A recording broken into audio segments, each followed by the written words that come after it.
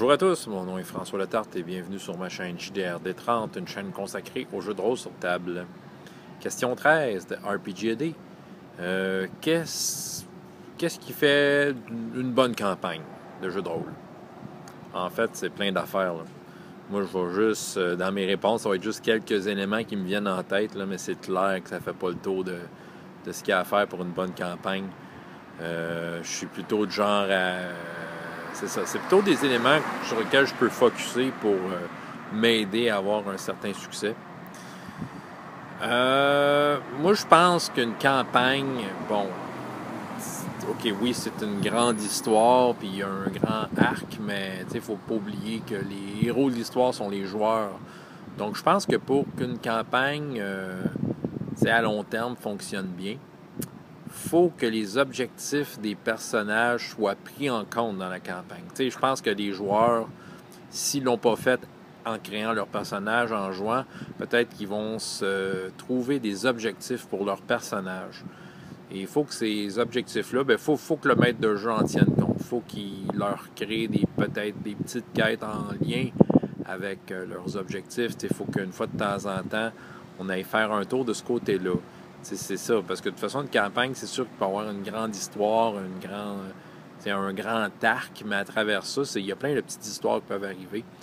Puis c'est ça, moi je pense que si on peut maintenir l'intérêt en fait, si on prend soin des joueurs puis qu'on leur donne ce qu'ils désirent en fait pour leur personnage. Évidemment aussi de créer des aventures qui vont mettre en valeur leurs talents, les talents des personnages. Ça fait que c'est important de regarder les fiches de personnages. C'est ça, c'est comme les objectifs, mais en fait, c'est de voir un peu, le personnage. Si on a un magicien dans le groupe, il faut qu'il y ait des quêtes magiques pour lui. Il faut qu'il y ait des choses pour pour que sa progression de magicien soit prise en compte. Je pense que c'est des choses importantes. Aussi, il faut que ça respire une campagne. Parce que c'est sûr qu'on peut avoir un grand arc, un grand méchant derrière ça, mais des fois, ça vaut la peine de prendre des pauses, puis d'essayer d'autres jeux pour quelques sessions, pour donner le temps au maître de jeu de peut-être juste replacer ses notes, puis de se refaire une idée. Je pense que ça peut maintenir une campagne en vie plus facilement. Faire comme des saisons, comme à la télévision. Essayer de prévoir des grandes aventures qui vont durer un certain nombre de sessions, puis après ça, prendre une petite pause, puis revenir plus tard. Moi, à mon avis, en tout cas, c'est une bonne technique qui fait qu'une campagne peut durer longtemps. Évidemment, un grand méchant qu'on ne peut pas battre en 2 aventures. Voilà un exemple de grand méchant, veut dire dans Star Wars, l'Empire. L'Empire, on ne peut pas les battre en un combat. Là, veut dire, c'est ça, il y a plusieurs petites choses qui se passent à travers ça. Donc, ça, c'est un exemple. C'est comme une grande organisation. Puis, si les joueurs sont des rebelles, mais ils sont contre cette organisation-là. Donc, c'est ça, il y a comme un but commun pour tout le monde. C'est de battre cette grande organisation-là. On peut avoir aussi... c'est ça, c'est un exemple, Star Wars, mais il y en a plein. Je pense que c'est ça. Ça prend comme de quoi qui va unir les joueurs, un ennemi commun.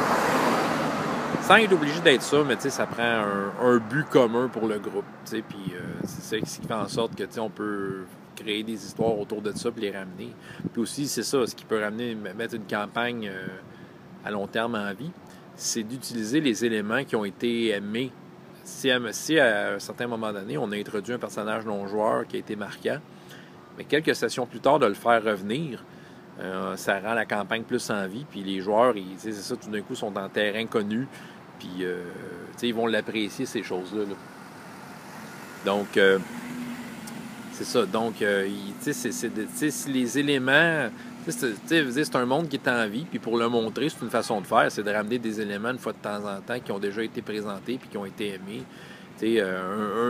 Un vilain qui n'a pas tout à fait été vaincu, mais qui revient plus tard pour se venger, ou c'est ça, ou un ami qui est là, si les joueurs retournent dans une ville qui ont été, que l'aubergiste qui les a aidés la dernière fois, que la fois d'après, il soit arrivé de quoi à l'aubergiste, qui ait perdu un bras, je sais pas.